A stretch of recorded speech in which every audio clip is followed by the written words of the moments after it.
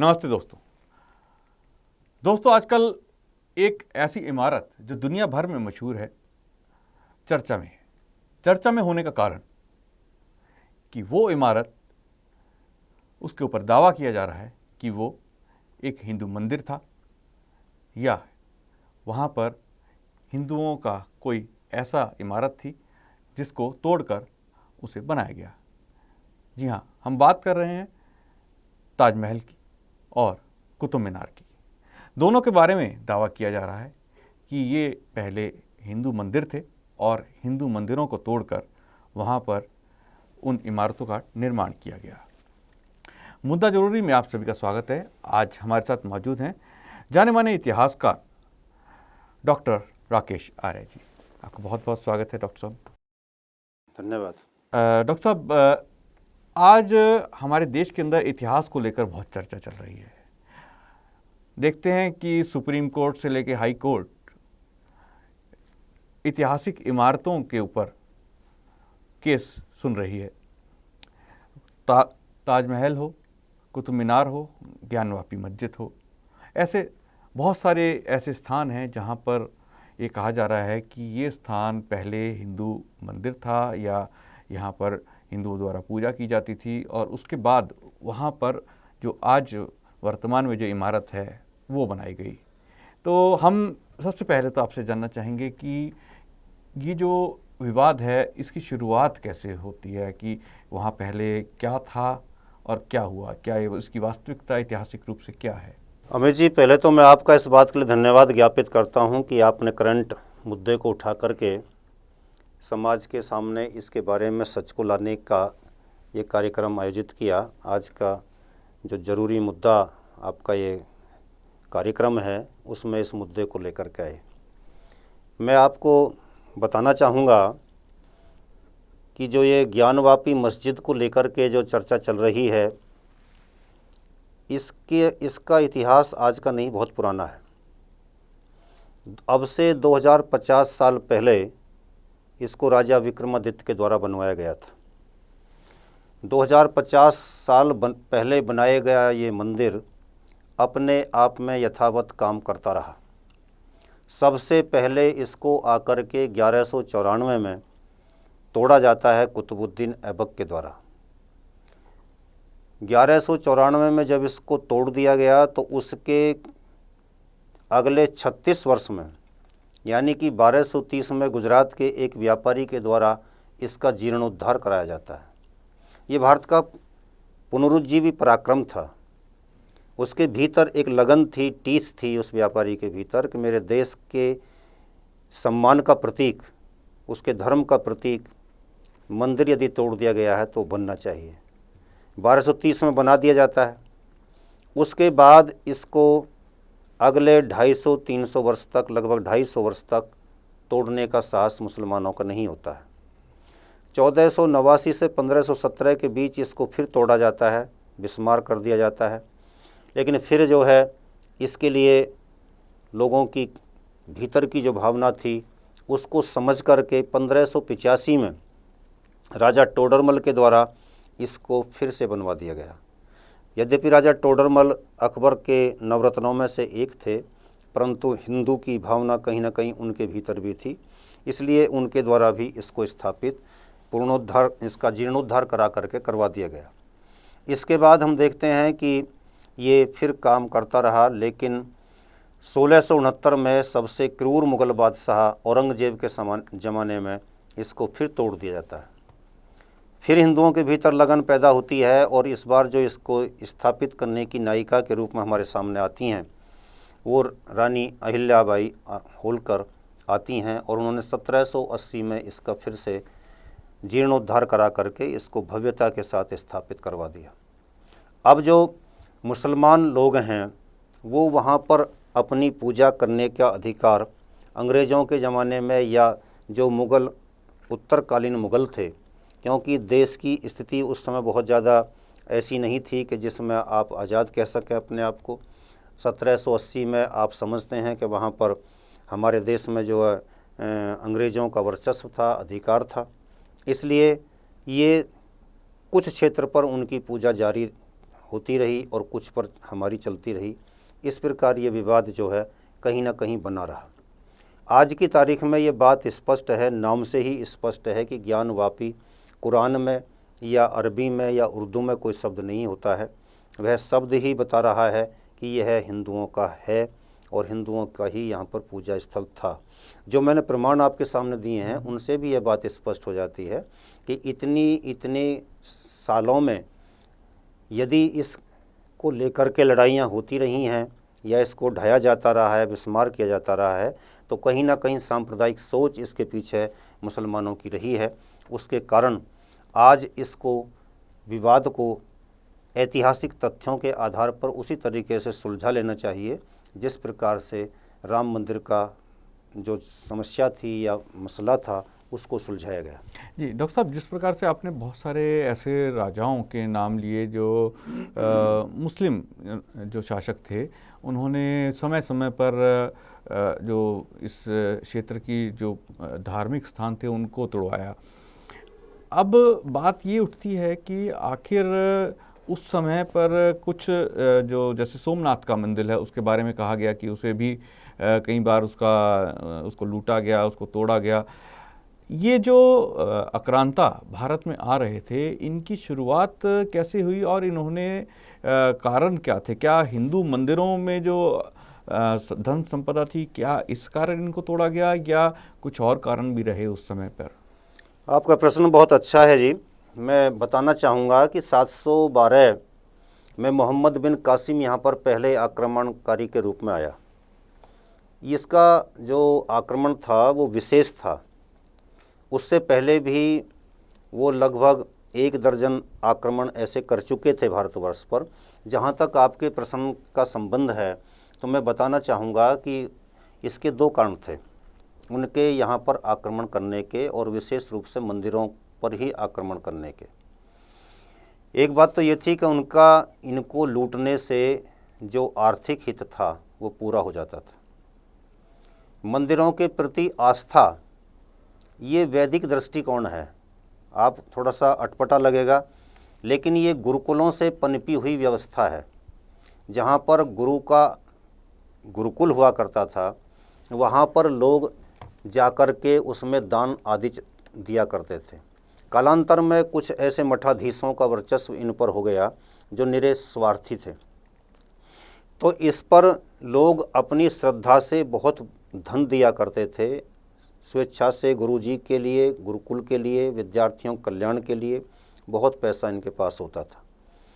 तो एक तो आर्थिक हित इनका पूरा होता था कि मंदिरों को लूटो, और उस लूट के माल से ही, ये जो लूट का माल मुहावरा हमारे यहाँ पर चलता है, ये भी इन विदेशी आक्रमणकारियों का ही दिया हुआ मुहावरा है। तो इनका एक तो आर्थिक हित पूरा हो रहा था, दूसरी बात ये थी कि इससे उनका राज्य विस्तार होता था। जब पैसा वहाँ से मिल गया तो उनको यहाँ पर किले को लूटने में तो बहुत मशक्क़त करनी पड़ती थी, बड़ा कड़ा संघर्ष करना पड़ता था, क्योंकि वहाँ सेना से संघर्ष होता था और किलों पर सेना नहीं होती थी, मंदिरों पर सेना नहीं होती थी। तो उनको बड़े आराम से वो कब्जे में ले लेते थे। तो राजनीतिक हित साधने के लिए उसी पैसे से फिर हमारे राजाओं को लूटना, मारना, काटना, उनके किलों पर जा कर के अधिकार करना, उनके लिए फ़ौज तैयार करना, ये सारी चीज़ें उनको आराम से इससे उपलब्ध हो जाती थी। तीसरी बात जो होती थी, उनका आक्रमण करने का जो उद्देश्य होता था वो था उनका इस्लामीकरण की प्रक्रिया को तेज़ करना। वो जो विधर्मी लोग हैं, जिनको वो अपने शब्दों में काफिर कहते हैं, काफिरों के मंदिर, पूजा स्थल आदि कहीं ना हो और सारी दुनिया में इस्लाम का राज्य स्थापित हो जाए, इस उद्देश्य को लेकर के वो अपने देश से सारी दुनिया के लिए चले। भारत की ओर भी जब वह चले तो उसका उद्देश्य भी निरा राजनीतिक भी था, धार्मिक भी था, और अपनी बात को सारे संसार में मनवाने का भी था। मैं यह भी बताना चाहूँगा कि जो कराची का जो मंदिर उस समय हुआ करता था, वो अरब के यात्रियों को जब वो उधर से व्यापार करने के लिए समुद्र से जाया करते थे तो उनको 100-200 किलोमीटर दूर से भी वह इतना चमकीला दिखाई दिया करता था कि पानी में उसका प्रतिबिंब आकर के जो उस पर सोने से ऊपर कलश आदि मढ़े हुए थे, तो वो उनके लिए आकर्षण का केंद्र बन गया था, लूटने का एक बहुत अच्छा आकर्षण बन गया था। तो मंदिरों को उनकी धन संपदा से प्रेरित होकर भी लूटा गया, उनके पास सेना नहीं होती थी मंदिरों के पुजारियों के पास, इस दृष्टिकोण से भी लूटा गया। इस दृष्टिकोण से भी मिटाया गया कि यदि उनको मिटा देंगे तो इनका धर्म अपने आप समाप्त हो जाएगा। जी, तो डॉक्टर साहब, ये जो कुतुब मीनार को लेकर की बात है, जिसको कहा जाता है कि ये भी एक हिंदू मंदिर था, क्योंकि वहाँ पर हम देखते हैं काफ़ी सारी मूर्तियों के अवशेष आज भी मिलते हैं और कई दीवारों के अंदर वो मूर्तियाँ लगी हुई हैं, कुछ खंभों पर है, और वहाँ एक स्तंभ भी है जो कि जिसे अशोका स्तंभ कहा जाता है, कुछ लोग उसको किसी और काल का कहते हैं, तो उसको लेकर भी जो है रिसर्च आर्कियोलॉजिकल डिपार्टमेंट करता रहता है। तो ये जो स्थान है, जो अभी हम बात कर रहे थे ज्ञानवापी मस्जिद की, इसी प्रकार से दो और हैं, जैसे कुतुब मीनार और ताजमहल, दोनों का इतिहास क्या था वास्तविकता? क्योंकि पीएन ओक की जो पुस्तक है उसके हिसाब से तो ताजमहल हिंदू देवस्थान था, और लोगों का दावा है कि कुतुब मीनार भी जो है या लाल किला भी हिंदू वास्तुकला से बना हुआ है और उसको चेंज किया गया है। तो इन स्थानों की वास्तविकता ऐतिहासिक आपके हिसाब से क्या है? देखिए, इस पर जो आपने जहाँ तक आपके प्रश्न से संबंध कुतुब मीनार वाले बात को लेकर के है, तो मैं उस पर बताना चाहूँगा कि हमारे यहाँ पर वराह मिहिर नाम के एक वैज्ञानिक हुए, चंद्रगुप्त के ज़माने में हुए। चंद्रगुप्त विक्रमादित्य के समय में वो कश्मीर के जिस क्षेत्र से आए थे उसको आज भी हम बारामूला के नाम से जानते हैं। बारामूला का मतलब हो जाता है कि जहाँ वराह का मूल है, जहाँ के वो रहने वाले थे मूल रूप से। उन्होंने यहाँ पर जो आकर के अपनी नगरी बसाई थी, उसका नाम उस समय रखा गया था मिहिर अवेली। मिहिर अवेली का मतलब मिहिर के निवास स्थान। मिहिर अवेली को ही आज बिगाड़ करके मेहरौली कहते हैं, वही मिहिरावली हो गई बाद में आकर के। और अवेली शब्द जो आता है, जो हम सुनते हैं उर्दू के शब्दावली में हवेली, वो भी इस अवेली से ही बिगड़ करके बना है। तो यहाँ पर एक शब्द तो तालमेल ये बनता है। दूसरी बात ये है कि वो वेधशाला है जो उन्होंने 28 नक्षत्रों के आधार पर बनाई थी, और तारे नक्षत्र आदि की खगोल विद्या का पूरा उसमें विज्ञान छिपा हुआ है, जो आज भी स्पष्ट हो जाता है। तो ये तो उसका एक केंद्र था, और यहाँ पर इसी बात को लेकर के ज्ञान विज्ञान को बढ़ावा दिया जाता था। दूसरी बात जो कुतुबुद्दीन ऐबक के साथ इसको जोड़ा जाता है, संयोग से अरबी में कुतुब मीनार जो है वो वेधशाला को ही कहते हैं। तो उसका अर्थ तो भारतीय लोग लेते नहीं, उस कुतुबुद्दीन के साथ उसको जोड़ दिया गया, ये गलत है। अब मैं इस पर यह भी बताना चाहूँगा कि कुतुबुद्दीन ऐबक जो था उसका एक दिन भी दिल्ली पर राज्य नहीं रहा। इतिहास को उठाकर देखिए, उसने जो शासन भारतवर्ष पर किया है वो 1206 से 1210 तक किया है, 4-5 साल। 4-5 साल में जो आदमी दूर से शासन कर रहा था लाहौर से, वो यहाँ पर आकर के क्यों अपना राज्य, मतलब अपना कोई किला या ऐसा ऐतिहासिक स्थल बनाएगा? कुछ भी नहीं था। तो उसके साथ इसकी तारतम्य नहीं बनता। मैं इसकी बात को एक बात से, उदाहरण से, अपने व्यक्तिगत अनुभव के आधार पर बताना चाहूँगा आपको। मैं स्वयं इसका मुआयना करने गया था। मेरे ज्येष्ठ भ्राता श्री देवेंद्र सिंह आर्य जी और हमारे सभी परिवार के सदस्य भी उसमें सम्मिलित थे। हम देख रहे थे कि एक पिलर पर इस तरीके से हाथ किए हुए हनुमान जी का चित्र लगाया गया है, और वो चित्र बिल्कुल वो है जब वो समुद्र पहाड़ से वो दवाई लेकर के आ रहे थे जो उनके काम में आनी थी लक्ष्मण जी के लिए। तो जब वो उसको लेकर के आ रहे हैं तो वो इस तरीके से सारा का सारा स्पष्ट दिखाई देता है। रामचंद्र जी के, सीता जी के या उनके फ़ोटो लगाने का या हिंदू देवी देवताओं का चित्र लगाने का कहीं भी किसी मुस्लिम के द्वारा कोई संभावना ही नहीं होती है। तो वो चीज़ें उखड़ कर के सामने आ जाती हैं तो मालूम पड़ जाता है कि तो कुछ और चीज़ है। जहाँ तक ताजमहल की बात है, तो ताजमहल के लिए तो जो इनका शाहजहाँ का शाहजहाँनामा है उसमें ही ये स्पष्ट प्रमाण दिया गया है। उसके पृष्ठ संख्या 403 पर उसमें स्पष्ट लिखा है कि ये राजा सवाई राजा जयसिंह की पैतृक संपत्ति थी, और सवाई राजा जयसिंह की यह पैतृक संपत्ति बादशाह ने यानी शाहजहाँ ने लेकर के और अपने लिए प्रयोग करने के लिए इस तरीके से बनाई। इसके अलावा एक बात और भी मैं बताना चाहूँगा कि जिस समय बाबर यानी कि इससे 100 साल पहले बाबर मरा, ये 1631 की घटना है और वो 1530 की घटना है जब बाबर इस संसार से गया था। उसकी बेटी ने खुद ने लिखा है कि हालांकि अब्बा जान की का इंतकाल अब से 4 दिन पहले हो गया है या 2 दिन पहले हो गया है, लेकिन उनकी डेड बॉडी यमुना के किनारे आगरा में एक सुंदर संगमरमर के भवन में रख दी गई है। तो उस समय सुंदर संगमरमर का भवन कौन सा था, वहाँ पर क्या था, इससे स्पष्ट हो जाता है कि उस समय भी ये था।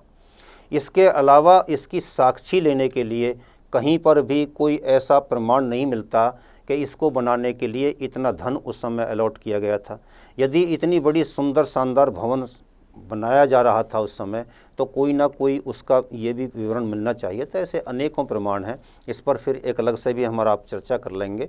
तो ये भी कतई भी किसी भी दृष्टिकोण से मुस्लिम कल्चर का बना हुआ नहीं है, स्थापत्य कला उसकी हिंदू है जी। लेकिन अब एक सवाल ये भी उठता है कि जो स्थापत्य कला की बात करते हैं, मुस्लिम स्थापत्य कला, वो हमें जो इस्लामिक वर्ल्ड जिसे आज हम बोलते हैं, अफ़गानिस्तान हो गया, ईरान, इराक, जहाँ से ये सब आ रहे थे उस समय का, पर्शिया, वहाँ पर इस प्रकार की कोई इमारतें हमें नज़र नहीं आती कि कुतुब मीनार वहाँ बनाई गई हो, वहाँ उस ताजमहल जैसी कोई इमारत बनाई गई हो। तो वहाँ पर तो अलग ही स्थापत्य कला है और यहाँ भारत में वो अलग है। तो आपको लगता है कि ये कारण भी है कि क्या ऐसा हुआ कि वो यहाँ आने के बाद जो मुग़ल बादशाह थे उन्होंने चीज़ें बनानी आरंभ कर दी, वहाँ नहीं बना पाए? आपने विषय को बहुत अच्छे तरीके से एक सच्चाई से जोड़ने का प्रयास किया है, मैं अप्रिशिएट करता हूँ आपको। मैं इस पर भी बताना चाहूँगा, यदि हमारे यहाँ पर आप रामायण को पढ़ें तो वहाँ पर राजा के किले कैसे होने चाहिए, उसके प्रासाद कैसे होने चाहिए, उसमें लिखा हुआ है। और ये 10 लाख साल तो प्रमाणिक आधार पर है, और यदि वो कोई सी चतुर्युगी और थी तो वो करोड़ों साल पुरानी घटना हो जाती है। तो जब हम इतने पुराने समय से ये जानते हैं कि किस तरीके के राजप्रासाद राजा के होने चाहिए, और इसी बात को अगर आप महाभारत में आकर के देखेंगे तो वहाँ भी आपको स्पष्ट लिखा मिलेगा, वहाँ भी बताया गया है। और अपने जो दिल्ली में जो इंद्रप्रस्थ बनाया गया था, उसमें एक साथ हजारों लोगों के बैठने की व्यवस्था की गई थी जी। हजारों लोग एक साथ सभासद के रूप में बैठ सकें, इतना भव्य भवन उसको बनाया गया था। सभी जानते हैं कि यहाँ पर आकर के सूखे में गीला और गीले में सूखा देखने का दृश्य मैं नाम के इंजीनियर ने दुर्योधन के लिए पैदा कर दिया था। तो जब इतने अच्छे अच्छे भव्य भवन हमारे पास बनाने की स्थापत्य कला पहले से थी, और इसी बात को चाणक्य भी कहते हैं कि कैसे किले होने चाहिए, कैसे प्रासाद होने चाहिए, राजभवन होने चाहिए, तो इनसे स्पष्ट होता है कि भारत के पास तो ये कला थी लेकिन उनके पास नहीं थी। किसी कवि ने भी कहा है, जब थे दिगंबर रूप में वे जंगलों में थे घूमते, प्रासाद के तोरण हमारे चंद्र को थे चूमते। तो हमारी स्थिति तो ये थी, उनके पास तो कुछ भी नहीं था, कुछ भी नहीं था। सच्चाई है ये। डॉक्टर साहब, अब थोड़ा सा इस बात से हटके, आप इतिहासकार भी हैं, क्योंकि ये सब चीज़ें जो हम बात करते हैं इतिहास में, अगर कोई व्यक्ति कहता है कि ताजमहल इस व्यक्ति ने बनाया या उस व्यक्ति ने बनाया, लाल किले को लेकर बात होती है, तो एक वर्ग कहता है कि मैंने जो अपने स्कूल की पुस्तकों में पढ़ा क्या वो गलत था, जो मैंने मेरे को जो पढ़ाया गया और जिसके बारे में बताया गया क्या वो गलत था, क्योंकि वो एनसीईआरटी की पुस्तक थी, और जो मेरे को इतिहास बताया गया क्या वो गलत था। तो आखिर ये इतिहास किस तरह से बनाया, लिखा या बताया जाता है कि वो बदल जाता है, पीढ़ी दर पीढ़ी बदल जाता है।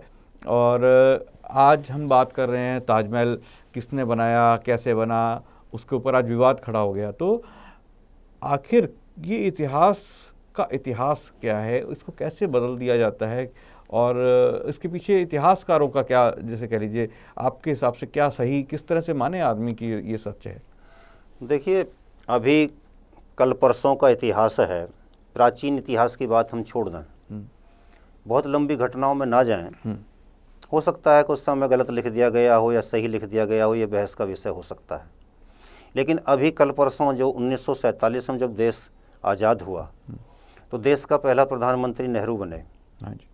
नेहरू जी ने ये प्रमाणिक है बात, और आज सब इस बात को सहमत हो गए हैं कि देश का इतिहास उन्होंने पहले दिन बैठते ही बदल दिया। देश में जो ये आंदोलन क्रांतिकारी आंदोलन था जिसके कारण अंग्रेज़ों को यहाँ से भागना पड़ा था, उन लोगों का इतिहास दबा करके और उन्होंने राजाज्ञा जारी करके विशेष रूप से अपने मनपसंद इतिहासकारों को बैठा करके इतिहास बदल दिया। तो इतिहास जो सत्ता में होते हैं वही लोग अपने तरीके से सुविधानुसार उसको लिखवा लेते हैं। क्योंकि यहाँ पर मैं ये बताना चाहूँगा कि हर एक विषय के अपने सिद्धांत होते हैं, अपनी मान्यताएं होती हैं। गणित में आप 2 और 2 ही कहेंगे, 2 और 2 मिलकर के 4 ही बनाओगे आप। इसी तरीके से हर एक विषय की अपनी मान्यताएं हैं, उससे अलग आप जा नहीं सकते। लेकिन इतिहास एक ऐसा विषय है कि जिसकी गर्दन को तोड़ मरोड़ करके जिधर को आप नचाना चाहो उधर नचा लो इसको। तो ये लोग, सत्ताधारी लोग, अपने तरीके से इतिहास के साथ ज्यादती करते हैं, तथ्यों के साथ ज्यादती करते हैं और अपनी सुविधा के अनुसार लिखवा करके अपना महिमा मंडन करवाते हैं। यही बात इस देश में देशभक्तों को तिरस्कार और देश के गद्दारों को पुरस्कार देने की स्थिति जो रही है, ये तुर्क काल में रही है, उसके बाद मुग़लों के काल में रही है, उसके बाद ब्रिटिशर्स के काल में रही है। और वही परंपरा ज्यों की त्यों इस देश का दुर्भाग्य रहा कि इस देश की सत्ता कांग्रेस के हाथों में आई, जो उन्हीं की मानसिकता को आगे बढ़ाती रही। ये भी देशभक्तों का तिरस्कार और देश के गद्दारों को पुरस्कार देने की नीति पर काम करती रही है।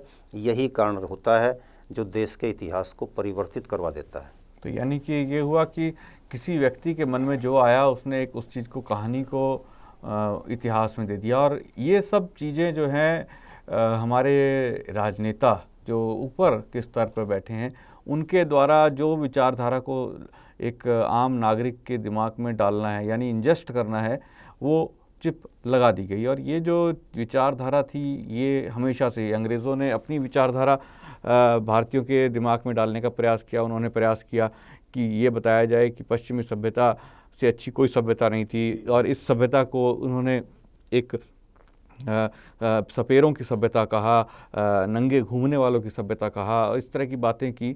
जबकि हमारा इतिहास, हमारी सभ्यता बहुत ही महान थी, उसको उन्होंने एक अलग ही तरह से दिखाया। अंग्रेज़ी इतिहासकारों ने भारतीय इतिहास को किस तरह लिखा उसको अब ये बताने की आवश्यकता नहीं। अगर मैं ये कहूँ कि वो केवल और केवल अपना ही महामंडन करेंगे, वो क्यों बताएंगे कि इंग्लैंड में या अमेरिका में या उस समय का यूरोप किस तरह था, वहाँ पर किस प्रकार से लोग जंगलियों की भांति रहा करते थे, वो इतिहास क्यों बताएंगे। वो तो ये बताना चाहेंगे कि उनका एक महान सभ्यता रही और उससे महान सभ्यता शायद कहीं नहीं हुई।